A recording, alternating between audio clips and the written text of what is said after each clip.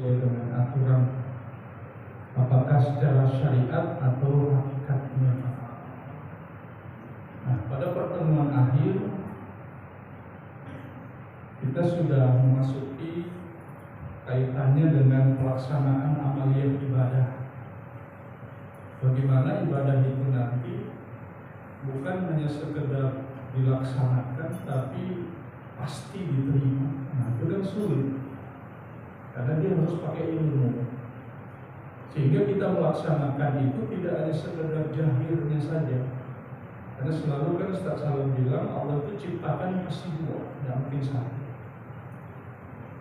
Nah, makanya kemarin kita bilang pada saat kita berdiri melakukan ibadah pada Allah dalam bentuk sholat, kan kita harus tahu sholat kita itu bukan hanya sekedar rukun 13-nya aja yang dihafal, tapi sisi-sisi yang ada di dalam rukun 13 itu kan harus diisi, sehingga bukan hanya sekedar gerakan saja setiap hari begitu saja, tidak ada perubahan-perubahan.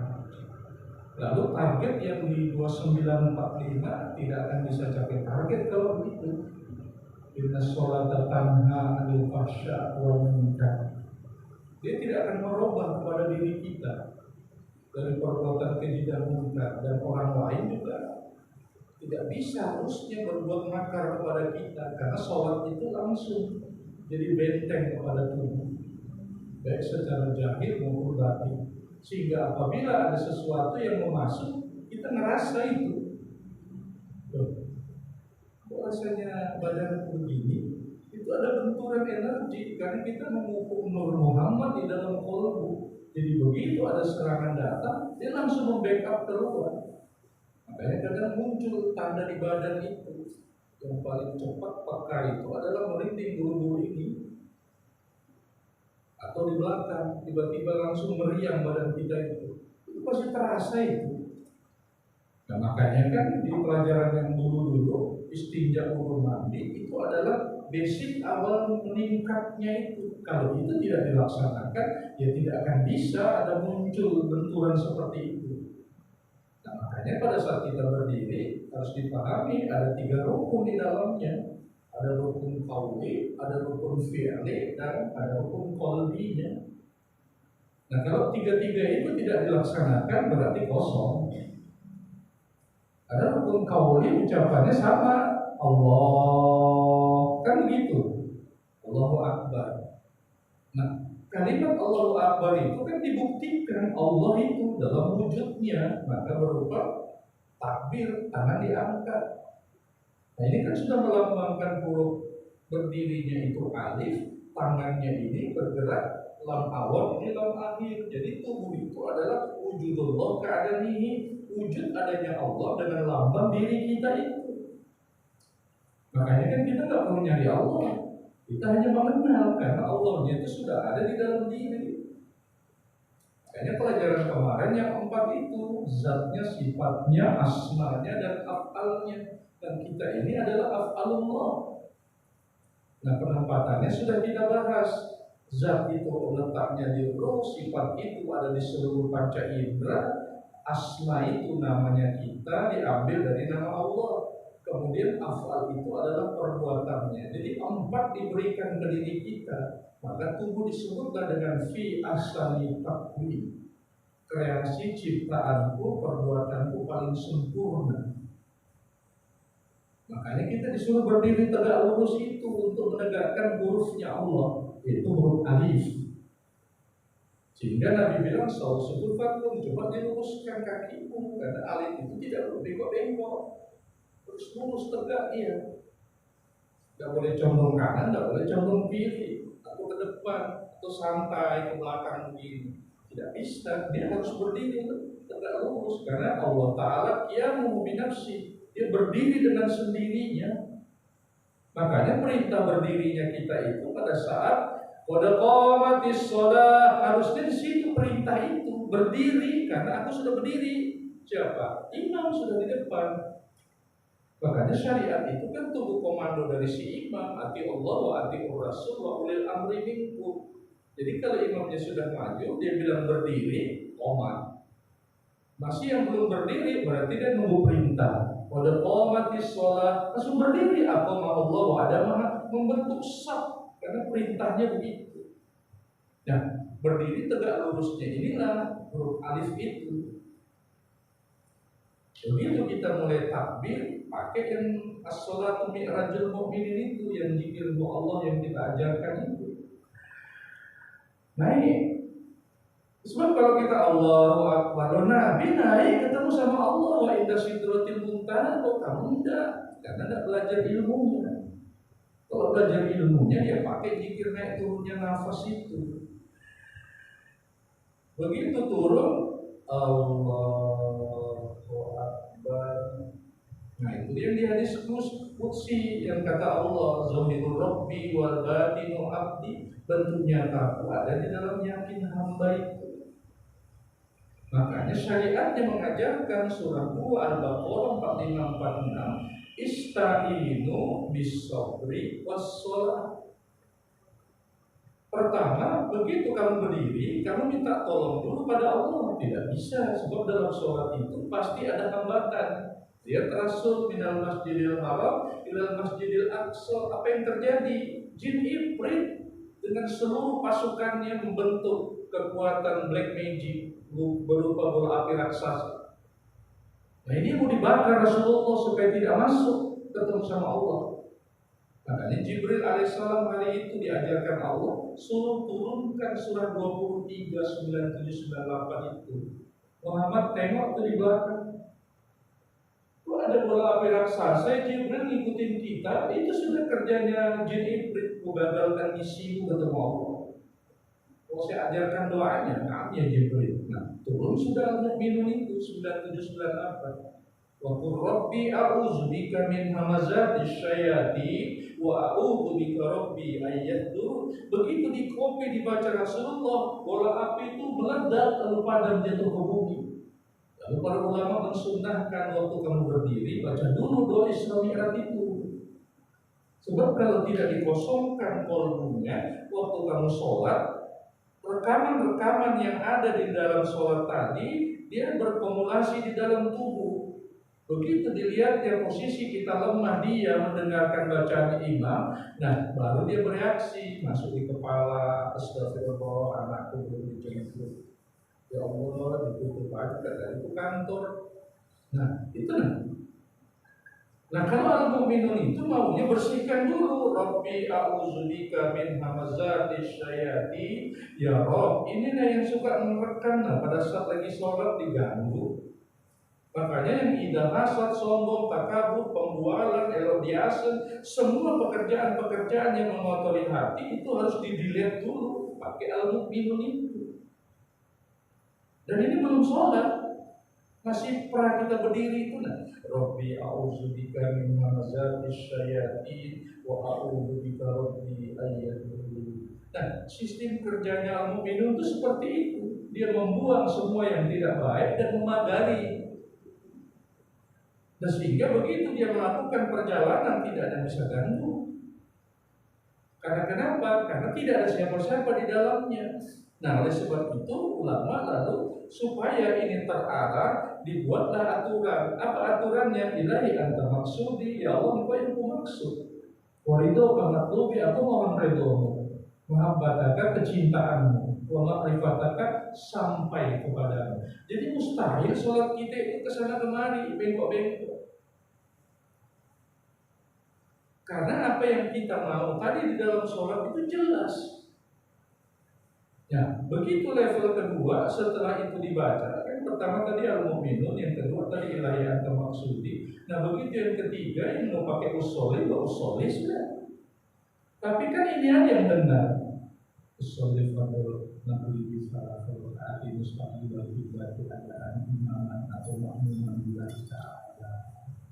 Nah begitu sudah selesai, mulai kita as-sholatu mi'rajul mu'minin. Mulai sudah membentuk kalimatnya turun Allah. Jadi betul-betul dirasa, sebab di sini tidak boleh membayangkan alif lam lam ha alif kaf ba ra. Kapan di sini tertulis tergambar kalimat huruf itu berarti yang kita sembah adalah Lurus, bukan Allah. Makanya Allahu Akbar itu dimasukkan di dalam qalbu, surah 8 ayat 2, idza dzukirallahu wajilat qulubuhum, atau tidak arti. Makanya dibebaskan pikiran kita itu mengikuti rasanya. Allahu Akbar, langsung membentuk posisi tangan, urat nadinya diposisikan 51.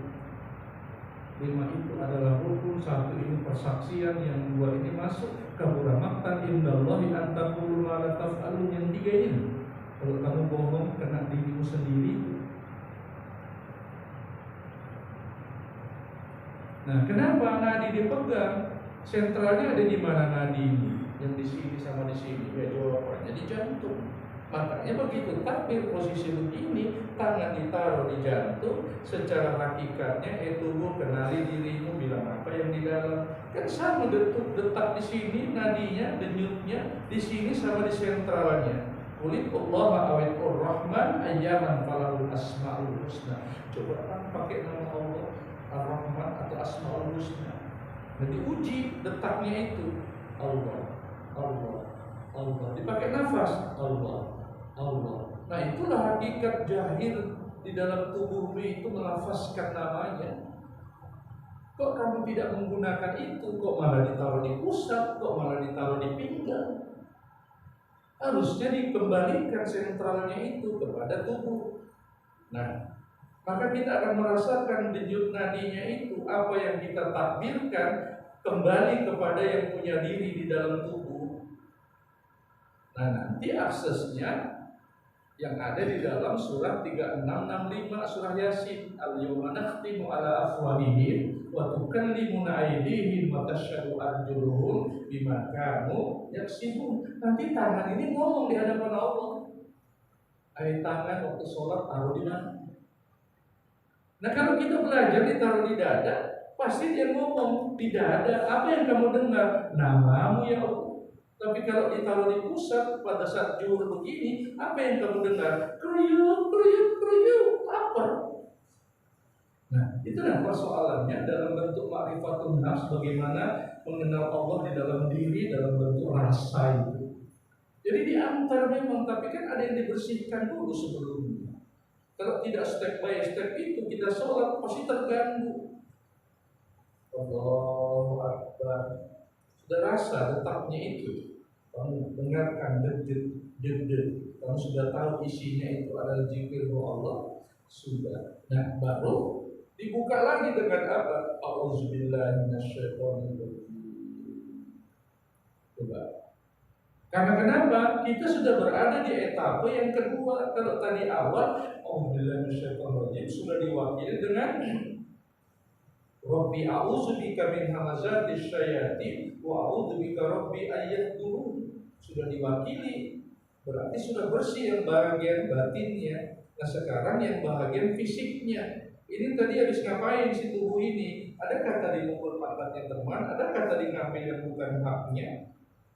Nah, berarti itu kan aksesnya kan ke dosa. Allah tidak mau terima sholat yang orang masih berdosa.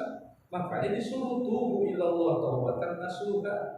Maka tugasnya tubuh ini harus ditobatkan. Pakai lagi zikir yang kedua, zikir nafas tadi. Turun, astagfirullahaladzim. Paling pendek. Jadi dosa yang kita lakukan tadi subuh ke zuhur langsung lebur dia. Karena Allah tidak mau terima kalau kita berdosa, kita kembali kepada Allah dan diterima ibadahnya. Jadi betul-betul harus pure murni dia, kosong kita. Di sini dibersihkan dalam rangka untuk masuknya Nur Muhammad. Tubuh dibersihkan dalam rangka untuk tahhir wa tuzakki, pembersihannya dengan wudu, dengan istinja, dengan mandi. Nah, begitu dengan sholat, karena kita tadi mengaku banyak dosa, dicuci dengan istighfar, maka tubuh itu sudah selesai pemrosesan. Pada saat Nabi direbahkan, dibelah, lalu dicuci dengan hikmah, iman dan ilmu, maka terjadilah kolaborasi dari Muhammad dikasih dengan Nur, maka terjadilah sebutan Nur Muhammad. Sehingga Nabi bisa melihat, terbuka basirahnya. Ya Jibril, apa ini? Itu buruk, asal kata barqun, artinya kilat, satu kali melompat sejauh matamu memandang. Jadi kalau kita berada di pegunungan yang begini di lautan, seberapa mil kamu lihat itu ya sebegitu burak itu langsung sampai terbuka. Makanya itu sudah gunanya wudhu kita itu membuka. Ya Allah, bersihkan mata dari penglihatan, bersihkan mulut dari perkataan, hidung dari penciuman, otak dari fikir, telinga dari pendengaran, tangan dari perbuatan, kaki dari langkah. Kan begitu. Nah, tapi kan itu semua kita nggak perlu sebut, dia hanya disatukan kalimat Bismillahirrahmanirrahim, Ghufranaka ya Allah. Jadi semuanya Ghufranaka yang tadi itu nggak usah disebut lagi. Bersihkan mulut dari menyak, mencibir, caci maki. Tidak perlu yang itu, kamu hanya ketahui saja kerjaannya mulut itu. Makanya setiap saat dia harus bertauhid wa tuzakki, harus selalu dibersihkan. Caranya dengan Ghufranaka ya Allah. Sterililah mulut, sterililah hidung, sterililah mata, sterililah otak, sterililah pendengaran, sterililah perbuatan dan langkah. Jadi kalau sudah ready, sudah siap, nah kita tinggal as-salatu mi'rajul mu'minin. Makanya pada saat kita Allahu Akbar itu tidak boleh ada apapun diingat. Itu cara khusyuk yang pertama. Adapun sebentar nanti banyak garuk-garuk, tiba-tiba teringat, terbayang sebentar mau berangkat ke angin. Itu ada persoalan, karena memang ada gangguan secara fisik. Nanti kamu koreksi, nanti pada sholat. Pada saat salat kanan, salat kiri istighfar. Astagfirullahaladzim, ya Allah, kenapa tadi rakaat ketiga tiba-tiba aku tak ingat? Kenapa tadi rakaat ketiga aku dalam keadaan selalu bergerak, bergoyang, gatal semuanya? Ya Allah, kenapa tadi dalam saat begini kok tiba-tiba ngantuk sama sekali? Di situ nanyanya waktu kita berzikir. Apa saja zikir yang dipakai? Tapi ingat selalu pakai zikir nafas. Astagfirullahaladzim. Alladzi la ilaha illa huwal hayyul qayyum wa atubu ilaih. Aku pakai la ilaha illallah. La ilaha illallah.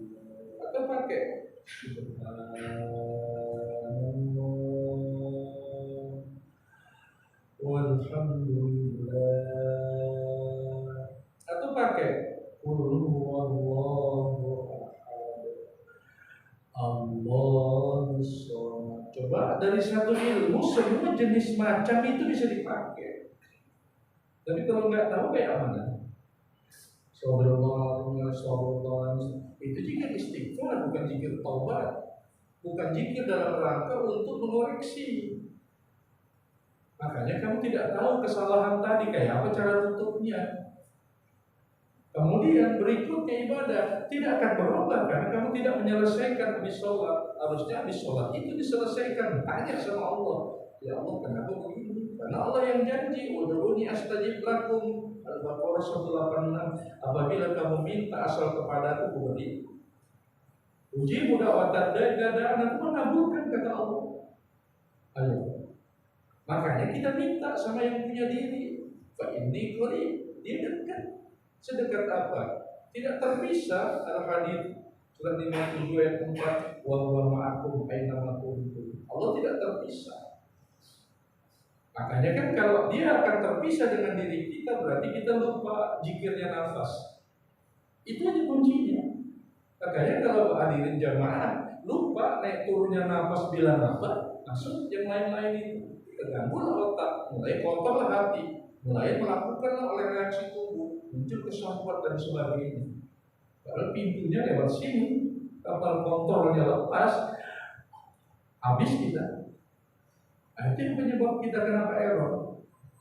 Makanya begitu orang pingsan, segera langsung diginiin hidupnya, diperiksa, ada napasnya tidak keluar. Habis itu level kedua, periksa, dibuka matanya, bergerak enggak, disenter, ngikut enggak dia, enggak, wah sudah koma ini, langsung dipacu jantung. Coba. Nah inilah persoalan-persoalannya, berarti kan ada sesuatu di dua itu sebagai tolak ukur dalam kita melaksanakannya. Nah begitu selesai tahap awal, ayat-ayat pun kita baca Bismillahirrahmanirrahim. Alhamdulillahi Rabbil Alamin. Ada yang naik, isi Isinya itu tadi wa Allah, tapi kan la harfin wala sauti, tidak boleh diucap, tidak boleh terdengar. Yang penting kita tahu zikir yang di dalam itu satu itu aja, tidak ada yang lain. Allah. Sehingga begitu kita baca surah, dimainkan surahnya. Jadi ayatnya itu menuju kepada yang memberi ayat. Terjadilah benturan, terkumpul nur di situ, lalu transfer ke organ tubuh yang mana yang kurang. Itu fungsinya. Maka terjadilah 1782 itu. Wa nunazzilu minal Qur'an ma huwa shifa. Jadi pengobatan di dalam diri. Al-Isra 82 itu. Warahmah, menghilangkan semua kegalauan, menghilangkan semua kecemasan, menghilangkan semua kecurigaan. Alladzi waswisu fi sudurin nas. Dibuang semua karena kita sudah membersihkan. Makanya metode membaca dengan menggunakan nafas itu yang disebut dengan meruqyah diri. Badanku itu terasa nggak perlu lagi ambil air wudhu, mau sholat, kalau enggak duduk tafakur, duduk bersila. Serileks mungkin tubuh itu. Mulai mainkan zikir nafasnya. Kamu mulai dari apa? Mulai dari Al-Fatihah, mulai dari istighfar, atau mulai dari surah-surah pendek. Kamu yang atur. Nah, kalau SOP kita kan sudah teratur di sini. Pembuka itu istighfar 3 kali, baru innamal a'malu binniyat. Ya Allah, bantu begini, saya begini, tolong lillahi ta'ala. Bismillahi lahu al-Fatihah. SOP-nya kan jelas kita. Makanya jangan dilupa 3 SOP ini. Istighfar, niatkan, Al-Fatihah. Mau kirim sedekah, doa untuk almarhum, untuk apapun, ada yang sakit, ada yang meminta supaya dibantu, dan seperti itu juga istighfar 3 kali, niatkan, ya Allah adikku lagi mau operasi, ringankan sakitnya. Al-Fatihah. Baca Al-Fatihah, melanjutkan dengan Al-Falaq An-Nas, silakan. Mau dilanjutkan dengan la ilaha illallah, silakan. Ya, cuman pada saat dia mau menuju kepada la ilaha illallah ini, Abdul Dzikri fa'lam annahu qawlu la ilaha illallah. Kita pakai yang biasa dulu, baru dimasuki dalamnya la na'budu bihaqqin illallah. Jadi setelah kita baca itu dulu yang kita baca, karena la ilaha illallah itu kulitnya, la na'budu bihaqqin illallah itu adalah dagingnya. Kalau buah itu, nanti bijinya pada saat kita sudah lebur dengan kalimatnya, tidak ada lagi yang kita ingat kecuali kesejukan, ketenangan yang 1328 itu sudah masuk, yaitu tatmainnul qulub, tenang, adem. Nah, saat itulah fa'aksirud doa, apa yang kamu tuju minta di situ. Jadi pada saat kita lagi berzikir, yang keluar itu hanya asmaul husna. Ya Allah. Selebihnya di sini yang bilang, bantu saudaraku yang lagi operasi, bantu temanku yang lagi mau tender, ya Allah tolong anakku lagi mau ujian, murahkan rezeki, dia mau buka usaha. Tapi kita masih berzikir itu yang disebut dengan zikir doa. Kalau kita biasa di sini salam kanan salam kiri, Al-Fatihah, Subhanallah, itu zikir dan doa, karena masih bersambung dia. Kalau kita tidak, zikir doa tidak pakai dan, karena berada di dalam satu makom, dalam satu wadah.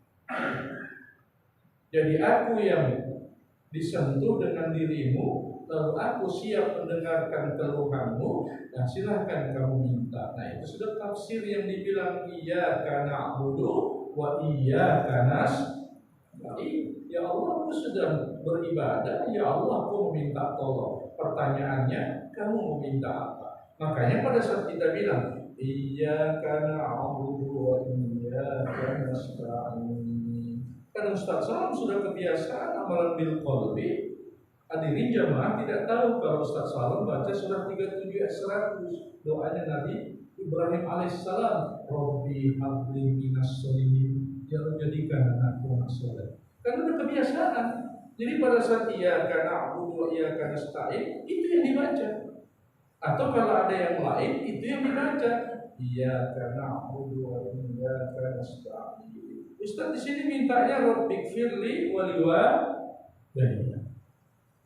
Apabila ada yang mau ditujukan Iyyaka na'budu wa iyyaka nasta'in. Kita minta, ya Allah, anakku mau rikmin, mau ikut tes, mudahkan pemberkasan. Nah begitulah caranya, makanya dibilang Al-Fatihah itu adalah ada rahasia di dalamnya. Nanti yang dibilang Asrarul Fatihah, rahasia surah Al-Fatihah. Iyyaka na'budu, kita bisa ambil doa yang secara qalbi, batin. Yang kedua, pada saat dibilang waladdallin. Nah, berhentinya itu di situ boleh kita mengisi dengan doa, tidak boleh dengan ini. Sebelum kita bilang amin. Nah, itu yang rahasia khusus, langsung kita minta sama Allah dengan perkara yang urgent. Tapi selebihnya yang lain sudah memang doa. Ihdinas siratal mustaqim, siratal ladzina an'amta 'alaihim itu sudah doa memang. Itu doa yang jahir, yang tertulis di suratnya. Di samping itu ada juga yang Allah sembunyikan ternyata, yaitu di antara iyyaka na'budu wa iyyaka nasta'in. Di situ antara aku dan hambaku, kata Allah dalam tafsir Al-Fatihah. Maka ini disebut Al-Fatihah itu samudra Al-Fatihah. Tambah kita masuk, tambah banyak yang kita dapat pengetahuan di dalamnya. Makanya disebut sebagai ummul kitab, disebut dengan Atabul Mathani, induknya Quran, dan 7 ayat yang selalu dibaca berulang-ulang. Lalu setiap kali kamu baca itu, maka dapat bonus 30 juz. Coba. Dan kita lagi tidak baca Quran hari ini, tapi dulu dia kita baca Al-Fatihah dapat 30 juz. Ya Allah, untuk bapak sama ibu Al-Fatihah 30 juz. Padahal kuburannya mungkin ada di Lamongan sana, di Makassar, atau di Aceh. Kalau kita di sini langsung 30 juz ke sana. Apalagi yang berkaitan dengan building mosque ini, masjid. Bikin apa? Amat, ini bak butuh terus semen. Oke, aku uang 10 sak. Ya Allah, untuk bapak ibu. Apa yang terjadi? Membana masjid dan mithluh. Coba. Apa yang kamu niatkan untuk bapak ibu? Karena kamu membangun masjid, maka di alamnya beliau itu akan dibangunkan masjid yang serupa yang kamu bangun. Kalau cuma 10 sak jadi masjid. Nah, ini hebatnya. Cuma kan syaratnya ini Allah dan soleh. Kamu harus jadi anak nasab sama yang bersangkutan. Makanya kadang kita tidak perlu datang ke kubur. Di sholat duha kita kirim doa, di sholat asar, atau lagi nyetir. Ingat nama ya, pikirkan aja dulu mobilmu. Saya dulu pakai kaca jendela. SOP-nya kita, astagfirullah, 3 kali masuk di nama Allah binna, ya Allah, untuk nama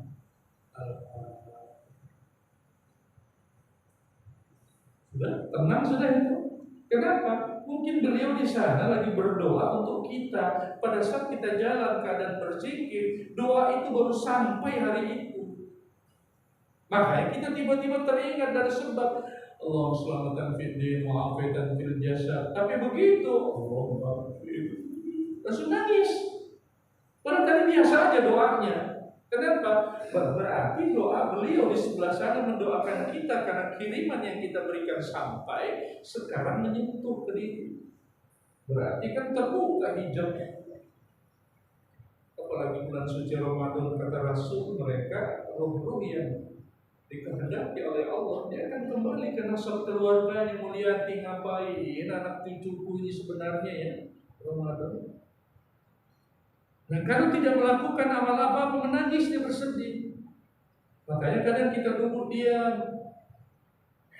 Kok kayaknya aku mendengar suaranya mama ya? Begitu kan? Kenapa bisa terbuka? Loh kan waktu kamu cuci bilang apa? Kupronaka ya Allah kan? Ya Allah bersihkan telinga dari pendengaran yang kada baik. Itu fungsinya six sense itu, indera keenam itu, karena kita sudah buka di wudu. Jadi pada saat kita bersunyi, beruzlah, iktikaf malam-malam ganjil, membaca doanya seperti Siti Aisyah bilang, ya Rasul, kalau nanti saat malam ganjil itu gerangan apa yang ku baca? Ya Aisyah, bacalah Allahumma innaka afun tuhibbul afwa fa'fu anni. Itu amalan Lailatul Qadar disuruh baca pada malam-malam ganjil yang sudah kita baca pada saat menjelang berbuka dan pada saat menutupi mengakhiri malam sholat tarawih. Itu disuruh biasakan. Cuman ulama kan nambahnya karim. Allahumma innaka afuwun karim tuhibbul afwa fa'fu anna ya karim. Itu tambahan dari para ulama. Kalau redaksi aslinya dari Siti Aisyah radhiyallahu anha tidak pakai karim. Nah itu yang kita pakai. Makanya kalau iktikaf nggak pakai ilmu ngapain? Kamu ngapain 21, 23, 25, 27, 29? Ngapain iktikaf di masjid? Tahu caranya? Loh, kan disuruh di ayat puasa itu Pak Ustaz. Iktikaf disuruh di masjid. Iya, tapi ngapain kamu di masjid? Ibadah. Waktu kamu ibadah itu sudah kan tahir waktu zaki, istinja, wudu mandi, sudah kerjain mandi bersih. Yang gufrona ya Allah, gufrona ya Allah, mandi tobat sudah dikerjain waktu ketika malam ganjil. Anda, ya nggak sempurna. Berarti kamu datang ke situ dengan pakaian biasa. Padahal ini kamu lakukan itu mau diangkat maqam mahmuda 17, 78, 79 Al-Isra, dalil tentang sholat yang lain. Nah kalau ini kan spesial di Bukhari Muslim an Abi Hurairah, man qama fi lailatul qadar, barang siapa yang qiyam pada malam Lailatul Qadar imanan wa ihtisaban, iman karena Allah dan selalu muhasabah. Nah kamu habis sholat apa yang kamu lakukan? Sholat lagi. Coba. Habis sholat entah 2 rakaat, entah 4 rakaat, tahiyat, assalamualaikum, salam. Coba.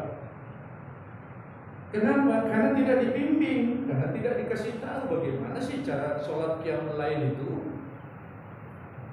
Karena ada aturan, makanya muncullah surah Al-Muzammil itu. Ada 2 di situ. Amalan yang dilakukan bagi orang-orang yang mengerjakan qiyamul lail. Yang pertama disuruh membaca Quran. Yang kedua disuruh berzikir. Lalu kamu assalamualaikum, assalamualaikum, kenapa langsung berdiri? Nah itu persoalannya. Di Quran bilang udah zikir dulu atau baca Al-Quran. Nah karena di umum ambil zikirnya Allahumma sholli ala Muhammad, ya kan itu yang diambilnya. Nah bagi yang tidak merujuk Quran dan melihat pilihan orang, bid'ah, bid'ah ada yang sholawat Ramadan. Nah kan kelihatan gumulnya. Artinya dia menerima separuh, tidak melihat yang globalnya, bahwa di Quran ada begitu perintah. Salat malam itu kalau mengikuti Rasul kamu tidak mampu, ya cukup. Bisa 8, tidak mampu, kurangin aja jadi 4. Masih berat, 2 aja. Coba. Witir bisa 3, tidak bisa 1 aja. Ini sudah kesiangan, iya sudah tahrid muajab subuh. Berarti dosa tahajud, witir aja rakaatin. Yang penting sholat malam itu ditutup dengan sholat tahajud sama witir. Kalau tidak ada tahajud berarti witir aja. Makanya witir itu artinya ganjil, yang kedua artinya penuh.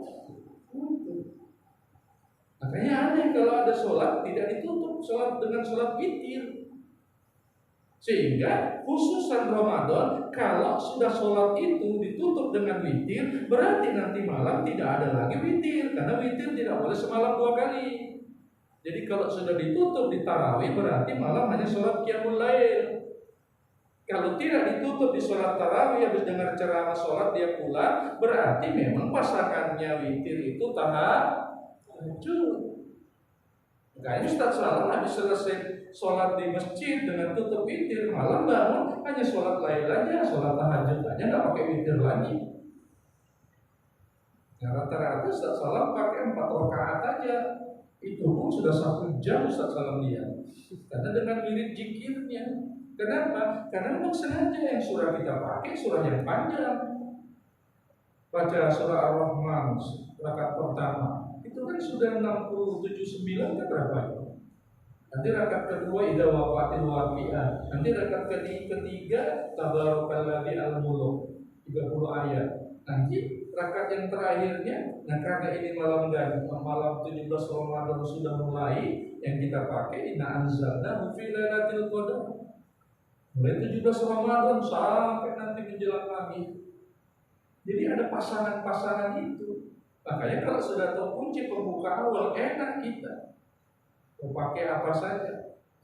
Itu sudah dibilang Nabi mengangkat kakinya pantas saja dari jam 00 jam 24 sampai jam 4 baru berhenti sholatnya.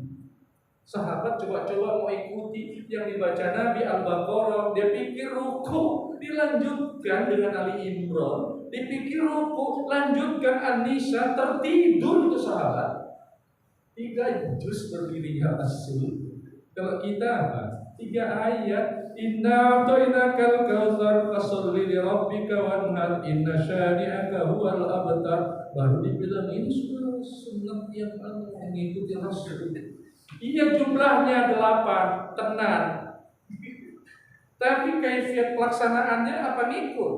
Waktu berdiri sebagai apa? Alif. Alif kalau ke dalam diri ada yang hidup, namanya ruh. Ada yang mati, namanya tubuh. Jadi kita tahu tadi alif itu, jangan sekedar oh berdiri itu alif. Ya apa di tubuh? Ada 2, yang hidup namanya ruh, yang mati namanya tubuh.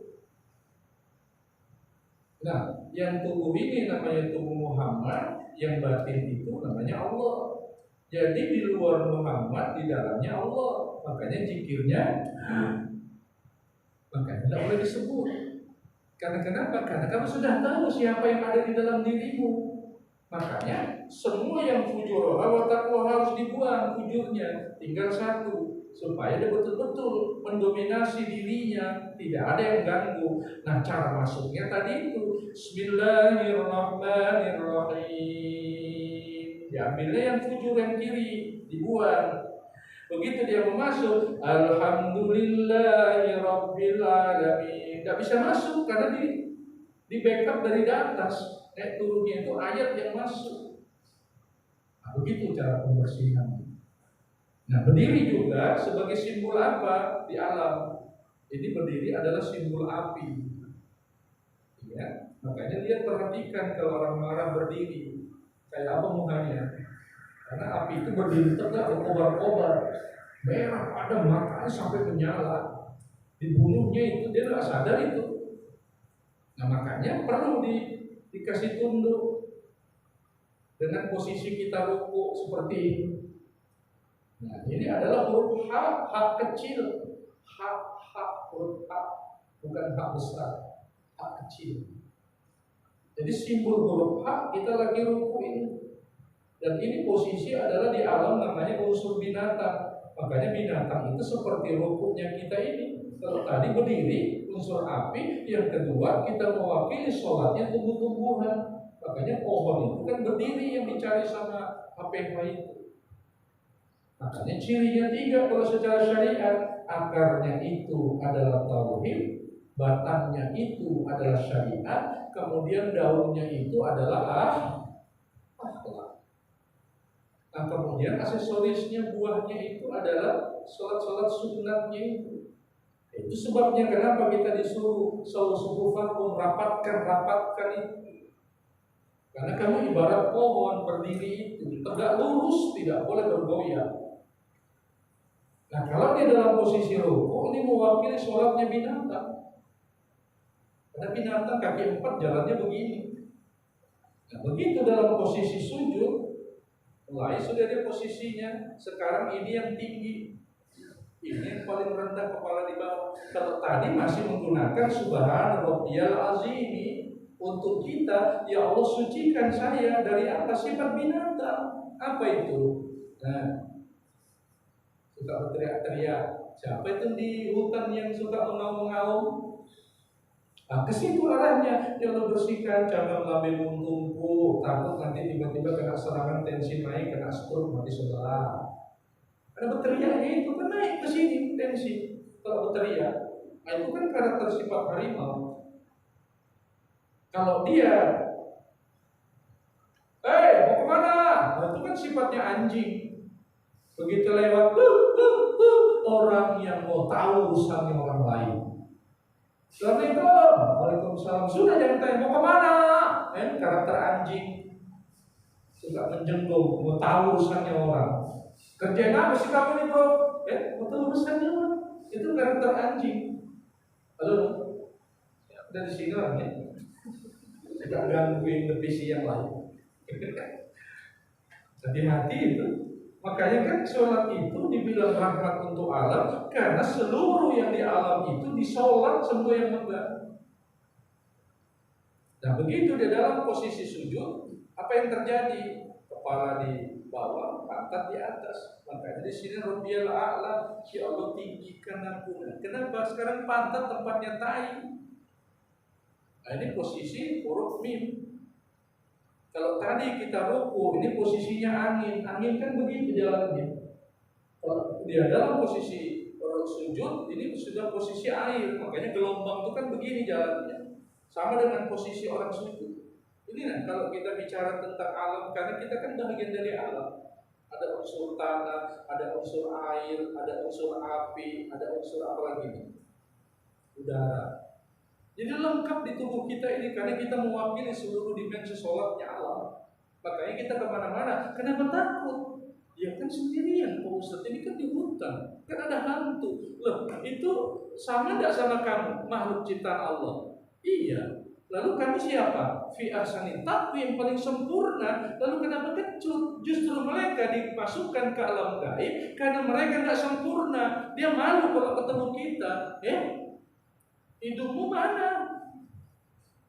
Kita yang ngenyek dia. Nah karena kita takut dia membesar, akhirnya kita redam Nur Muhammad, kita disedot. Maka wujudlah makhluk itu. Mulailah kita istilahnya ketaburan, kesambet, apa parangan. Itu terjadi. Kenapa? Karena kita lemah. Jadi Nur Muhammad kita disedot, dia membesar. Habis diambilnya energi kita. Nah, makanya disuruh kenali waktu sujud ini huruf mim. Begitu dia sudah posisi duduk, itu huruf dal. Duduknya kita itu lihat posisi huruf dal kayak begini kan? Kayak kita duduk antara dua sujud. Jadi yang sholat itu 4 huruf. Alif, ha, mim, dal. Sebutannya adalah ahmad. Jadi siapa yang sholat? Itulah yang sujud. Siapa itu? Ini kepalanya mim, posisi tangannya ini ha, pinggulnya mim, kakinya itu dal. Jadi yang sujud itu huruf siapa? Muhammad. Jadi isinya sholat kedua itu. Kalau kamu sebagai Allah, Ahmad, Allah bilang sudah, sholat tidak ada yang ada Allah. Tidak boleh ada la ilaha muncul lagi. Tapi kalau masih ada unsur-unsur saya yang sholat bergerak, berarti Muhammad yang ibadah. Huruf mim sujud itu berarti batang tubuh. Jadi hanya 2 itu aja yang perlu dipahami isinya itu. Makanya kalau tidak di sini berseri lanjut, Rasulullah kasih tahu karena ini satu paket ilmunya. Lalu ngapain sholat Allah Akbar? Siapa yang berdiri? Tahu alif. Siapa yang berukuk? Tahu. Siapa yang sujud? Tahu. Mim, hakikatnya Muhammad. Siapa yang duduk? Dal. Sempurna. Lalu kenapa sampai yang bilang aku yang sholat? Berarti kan kamu ngaku. Itulah dia bilang kenapa syirik. Karena dia bilang aku yang sholat. Padahal tadi di mana kamu? Kan tidak ada, hanya Ahmad dan Muhammad dalamnya.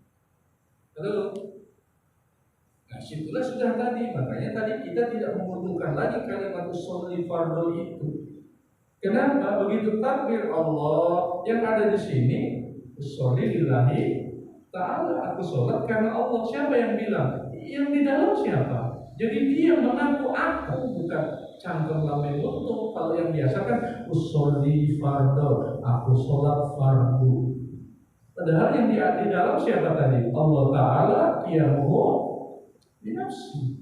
Dia berdiri dengan sendirinya, bukan kamu. Kamu yang didirikan. Lalu kenapa kamu bilang kamu yang sholat padahal aku di dalam? Nah, jadi syirik. Jadi pengakuan sudah. Nah begitu cara melepas ketergantungan dalam dimensi khusyuknya kita dalam sholat itu. Makanya tolong jangan diajarkan kepada orang yang tidak ikut bersyariat, nanti salah nanti pemikirannya. Karena kita kan dari pemahaman dulu, lalu pemahaman berdirinya, apa yang dibaca, pembersihannya, lalu bagaimana cara masuk sholatnya, sampai zikirnya yang mengamalkan apa yang dibaca tadi itu dengan tarikan nafasnya, bacaan sholatnya, doanya juga begitu. Jadi 4 unsur itu yang ada. Jadi berdiri unsur api, ruku unsur angin, sujud unsur air, duduk unsur bumi. Jadi duduk diam, makanya di bumi itu kan diam kayak orang duduk posisi sholat itu. Mau gempa bumi mau apa dia tidak peduli. Mau dicangkol, diisi septic tank, diberapi, diam aja itu bumi. Tapi dia bilang kayaknya kamu mati, kujepit kamu. Apalagi suka ngambil tanahnya tetangga, dipatok tadinya di sini jadi ke sini. Jadi berapa itu yang diambilnya itu? Sedikit aja, iya di sini, tapi yang memanjang ke sana. Berapa tahun kamu miliki? Ya sekian begitu lama juga kamu nanti ditindis di tanah, di kuburan itu kan kamu ambil hak.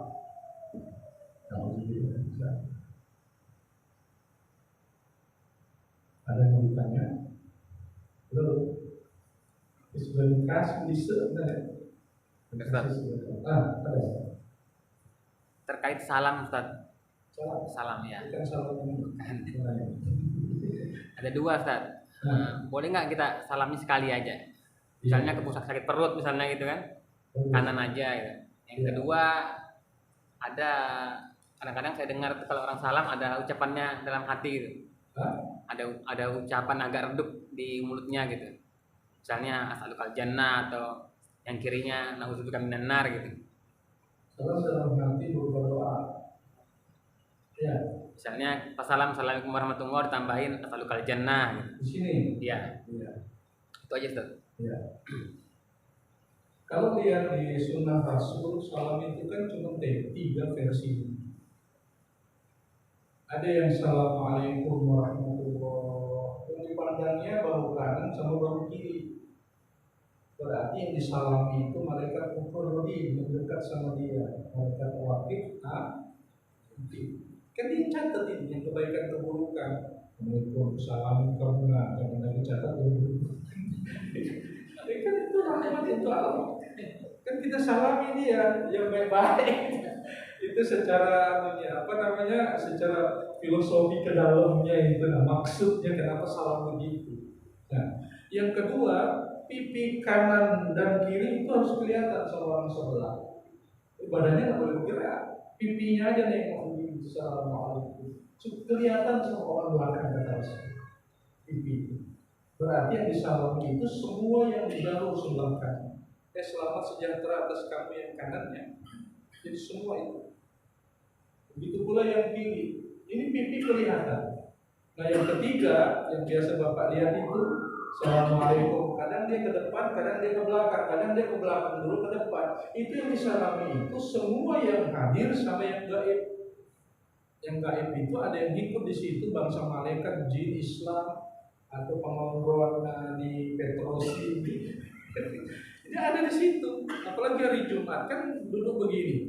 Kelihatannya kan bisa kita lewati, bilang Nabi tidak boleh karena di antara duduk saudaramu hari Jumat itu ada makhluk Allah yang di situ. Makanya lebih baik berdiri di luar aja, jangan di lantai. Tapi di Mekah tidak pakai begitu. Lurus, tapi kan kepala kita diinjaknya kok mau marah.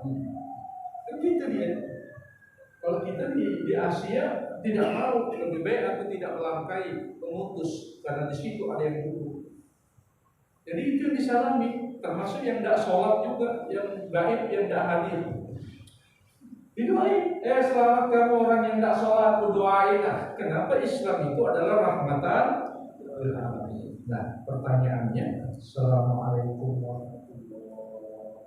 Bolehkah Pak Ustaz untuk orang yang masbuk, untuk orang yang super emergency karena perutnya sakit? Dia kadang tidak perlu nunggu salam imam. Astagfirullah, kadang tahan sudah ini. Ya Allah, keluar dari makmum. Assalamualaikum warahmatullahi wabarakatuh. Tapi kalau masyarakat di atas ditahan itu kentut, berarti sholatnya, pahalanya, amalannya kan ada di menahan. Harusnya tetap dibuang, batalkan. Tapi kalau sudah di rakaat terakhir bilang Nabi, sekalipun imam belum salam, sudah tidak bisa ditahan, niat dalam hati keluar dari makmum. Assalamualaikum warahmatullahi wabarakatuh. Sah, tidak perlu diulang. Yang susahnya tadi itu pada saat ditahan sudah ada keluar kecil. Susahnya di situ.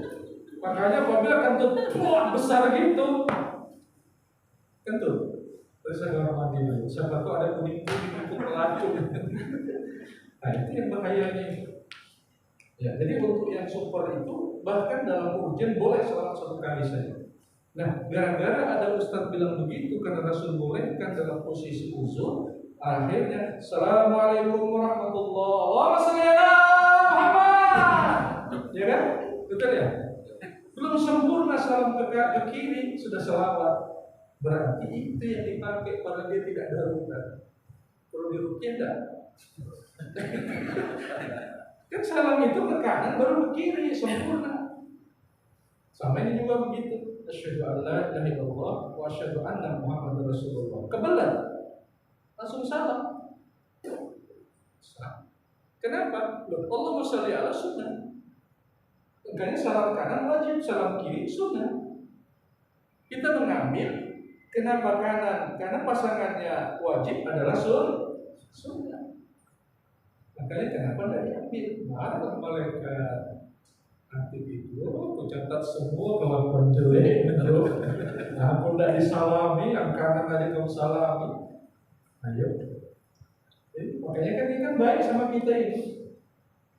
Ya Allah, besok aku mau ke masjid, sedekah. Langsung pahala amal ke masjid. Padahal belum dikerjain itu. Ayo. Sehingga apabila kita bikin dosa, ini mau catat, katakan berdosa di zuhur, catatnya sudah. Nanti dulu bro, kan masih ada asar, siapa dia tobat, tidak jadi dicatat karena ini yang minta. Begitu asar, nanti dulu bro, masih ada maghrib. Jadi sampai ketemu waktu zuhur lagi, baru ini tidak bisa bantu, ya sudah tulis. Sudah, berkali. Dipiarannya lah ini. Jadi dikira ini tidak apa, komplain sama ini. Niat aja bangun tahajud malam, ternyata bangun jam 6 tidak tahajud, dapat sudah pahala 1 tahajud. Jadi kita disuruh banyak-banyak berniat lah. Nah, lalu bagaimana dengan Assalamualaikum warahmatullahi? Ada yang nambah Allah ma'ajirina, Allah ma'tahlim apa dan sebagainya. Berarti itu amalan asrar yang rahasia yang dia terima dari gurunya. Kalau dari Rasul enggak, salah begitu saja. Karena banyak di amalan-amalan itu tambahan selain itu. Entah yang sebelah kanan Allah, sebelah kiri Muhammad, tambahan tarekat punya. Kayak di sini kan masih ada Rasulullah niat asyhadu an la ilaha illallah wa asyhadu anna Muhammadar Rasulullah. Cuma lihat di tafsir di hadis satu, pasti tidak akan ketemu begini. Yang begini-begini ya. Tapi kalau ditanya, kenapa begini? Karena katanya Allah sama Muhammad berdekatan. Padahal kalau begini berdekatan enggak, cuma dempet, enggak berdekatan. Kalau yang kita ajari ini kan nyatu. Ininya Muhammad, dalamnya Allah. Nah sekarang pisahkan coba, bisa? Enggak bisa. Kalau ini kan masih bisa-bisa. Berarti ini pelajaran tarekat. Sebab di hadis cuma 2 tahiyat itu. Kalau tidak begini posisinya 51, bolong. Posisi begini ditutup. Coba lihat di tahiyat itu. Ada juga yang begitu, yang dari awal bergerak sudah. Karena di sunnah Nabi bilang setiap kalimat Allah bergerak. Atau ada yang ditulis. Nah ada juga yang pakai pada saat kalimat illallah saja. Yang pakai terus di Kalandesan Kampung Baru Pasar Baru, enggak, jangan pakai yang illallah. Karena yang pakai illallah itu pendapatnya 3 kali gerak yang dibolehkan. Nah ini kan banyak yang bergerakkan dari awal begini-begini. Sehitung berapa itu 10. Nah kalau pakai dalilmu batallah. Karena udah super makro. Jadi bajunya jangan pakai bajunya orang. Lalu ngapain juga kamu melihat tahiyatnya orang bergoyang-goyang? Kamu udah sholat. Nanti kamu udah ausyuk. Lo kan demarkasinya kita kan sajadahnya ini aja. Kenapa sempat ngelirik, bro? Ayo.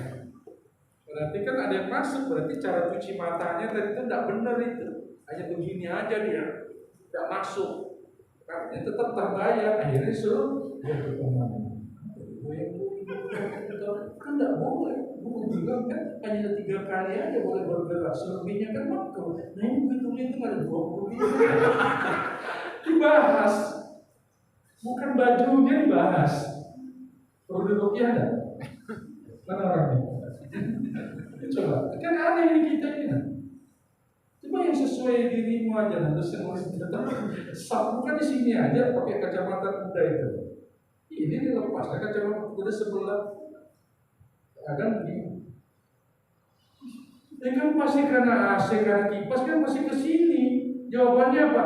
Mampu nerek. Loh, kenapa dibahas? Aturannya astagfirullah. Kapan kamu ngenyek berarti jin setan masuk lagi ke tubuhmu. Karena kamu ngerasani, itu namanya idahan hasad. Dan sudah dibersihkan, Rabbi a'udzubika. Kenapa kamu masukkan lagi idahan hasad? Nambune wabing. Kok dibahas? Ayo. Allah. Dibahas. Tadi sudah dibersihkan, idahan hasad lagi. Ayo. Untung ada sholat sunnah. Coba kalau tidak ada, hancur kamu, tidak ada arti sholat habis bablas wangi ini. Ya saya. Untung ada sholat sunnah. Untung ada wudhu. Untung ada al-fatihah dan sebagainya. Itu yang untung. Itu kasih sayang Allah dan Rasul. Makanya kita berselawat Allah sholli ala Muhammad. Dengan siapa? Ala ali Muhammad. Kan gitu. Muhammad dengan seluruh keluarganya. Itu aja kita baca sebelum tidur, kita akan mendapatkan syafaat doa daripada Nabi dan Rasul. Itu aja kita baca sebelum tidur. Kalau mau khatam Quran, Al-Ikhlas 3 kali dapat pahala 30 juz. Allah 1 kali, Allah 1 kali, Allah 1 kali. Jangan bilang begitu ya. Allah 1 kali, Allah 1 kali. Karena Ustaz Salam ngajari begitu katanya. Itu yang diikuti. Yang dasar orang. Bukan itu maksudnya. Juga kamu minta taubat sama Allah supaya orang-orang beriman juga mentaubatkan. Astaghfirullahaladzim wa atubu ilaihi wal mu'minina wal mu'minat wal muslimina wal muslimat al ahya'i minhum wal amwat bi rahmatika ya arhamar rahimin. Jadi kita bersedekah seperti itu, orang yang hidup atau orang yang meninggal juga minta ampunkan kepada kita. Siti Aisyah diamanah di Rasul sebelum hidup, disuruh lakukan itu. Termasuk yang keempat, disuruh haji dan umroh lah. Bingung Siti Aisyah, kayak apa ya Rasul? Kamu baca Subhanallah walhamdulillah wa la ilaha illallah wallahu akbar. Itu 4 amanah Rasul kepada Siti Aisyah sebelum hidup. Paham? Ya, kita baca doa dulu seperti itu. Bismillahirrahmanirrahim. Allahumma taqabbal hikmataka wanshur alaina rahmataka min huzaina rahmatika ya arhamar rahimin. Allahumma aslih ummata Muhammad. Allahumma irham ummata Muhammad. Allahumma farij an ummata Muhammad. Allahumma ighfir li ummati Muhammad wa li jami' man amana bika. Allahumma rabbana taqabbal minna innaka antas samiul 'alim wa tub 'alaina innaka antat tawwabur rahim. Allahumma rabbana atina fid dunya hasanah wa fil akhirati hasanah wa qina adzabannar. Walhamdulillahi rabbil alamin. Taqabbalallahu minkum. Kita tutup dengan kafaratul majelis. Subhanallahumma wa bihamdihi asyhadu an la ilaha illa anta astaghfiruka wa atubu ilaik. Lebih kurang mohon maaf. Assalamualaikum warahmatullahi wabarakatuh. Waalaikumsalam warahmatullahi wabarakatuh.